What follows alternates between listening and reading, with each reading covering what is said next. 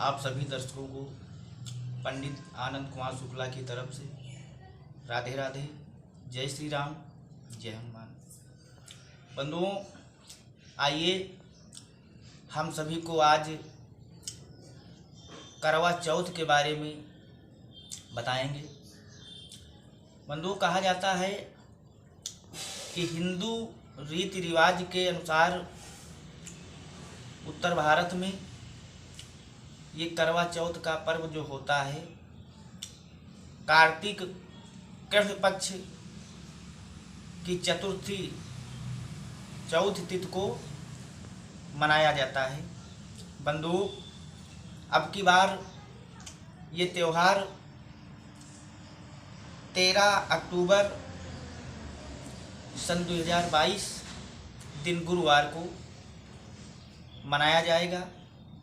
बंधुओं, इस पर्व को करक चतुर्थी के नाम से जाना जाता है और इसको करवा चौथ भी कहते हैं। बंधुओं, इस करवा चौथ के व्रत में जो सुहागिन स्त्रियां होती हैं, वे अपने पति के दीर्घायु के लिए, लंबी उम्र की कामना के लिए इस करवा चौथ का पावन व्रत रखती हैं। कहा जाता है कि सूर्य उदय से लेकर के और चंद्रोदय तक इस व्रत को निर्जला रखा जाता है। बंधुओं, उसके पश्चात इसमें जब चंद्रोदय होता है तो चंद्रमा को अर्घ्य दिया जाता है। एक चलनी में दिखा करके और चंद्र को अर्घ्य दिया जाता है और उस चलनी से बाद में अपने पति का चेहरा भी देखती हैं, ऐसी मान्यता है। बंधुओं, इसका करवा चौथ नाम इसलिए पड़ा है कि करक मीन्स होता है मिट्टी का पात्र। मिट्टी के पात्र का जो करवा हो उसी से चंद्रमा को अर्घ्य देना चाहिए।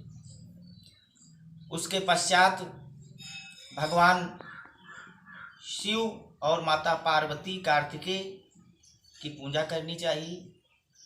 पूजा करने के बाद ही अपने व्रत को तोड़ा जाए। जो स्त्रियां इस प्रकार से व्रत को करती हैं तो भगवान शिव और माता पार्वती उसके पति के लंबी उम्र प्रदान करते हैं, कहा जाता है, ऐसी मान्यता है। और इसी भाव से हर एक स्त्री, सुहागिन स्त्री अपने पति की लंबी उम्र की कामना के लिए ही इस करवा चौथ का पवित्र व्रत रखती है।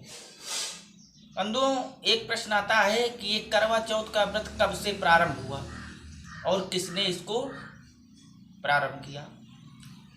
तो कहा गया है बंधुओं कि जब सत्यवान के प्राण लेने के लिए यमराज आए और सत्यवान के प्राण निकल गए, उस समय सावित्री निर्जला व्रत कर रही थी, उपवास कर रही थी। और जब यमराज सत्यवान को प्राणों को लेकर जाने लगे तो सावित्री ने यमराज के पैर पकड़ लिए और कहा, ये नहीं हो सकता है, आप मेरे पति के प्राण लेकर नहीं जा सकते हो। यमराज ने कहा, नहीं पुत्री, ये विधि का विधान है, जो आया उसको जाना ही है। तो सावित्री ने कहा, नहीं, मैं आज इनके प्राणों को लेकर के आपको नहीं जाने दूंगी। यमराज ने कहा, पुत्री, आपको और जो वरदान मांगना हो वो मांग लो, लेकिन मैं इनके प्राण आपको नहीं बख्श सकता हूँ। सावित्री ने कहा, यदि आप देना चाहते हैं तो मुझे कई पुत्र प्राप्त हों, ऐसा आशीर्वाद दो। बंधु, यमराज ने विचार नहीं किया और कहा, यो मस्त। बाद में जब मन में विचार किया तो कहा, ये तो मैंने अनर्थ कर दिया। बंधु, सावित्री जो थी वो पतिव्रता स्त्री थी। ये हो नहीं सकता कि दूसरा पति कर लेती, उससे बच्चे उत्पन्न होते, ये नहीं हो सकता था, क्योंकि पतिव्रता स्त्री थी। कहा गया है कि पतिव्रता स्त्री के लिए एक धर्म एक व्रत नेमा, और काय वचन मन पतिपद प्रेमा। बंधु, अंत में यमराज को विवश होकर के और सत्यवान के प्राण वापस करने पड़े। तभी से बंधु ये परंपरा चली आई है कि हर एक सुहागिन स्त्री जो होती है अपने पति के लंबी उम्र के लिए, आयु के लिए व्रत करती है और कामना करती है कि हे प्रभु, मेरे पति को आप लंबी उम्र प्रदान करें, दीर्घायु दें। बंधु, आज के वीडियो में इतना ही। फिर बता दें कि दिन गुरुवार और तारीख 13 अक्टूबर को करवा चौथ का पावन व्रत पर्व मनाया जाएगा।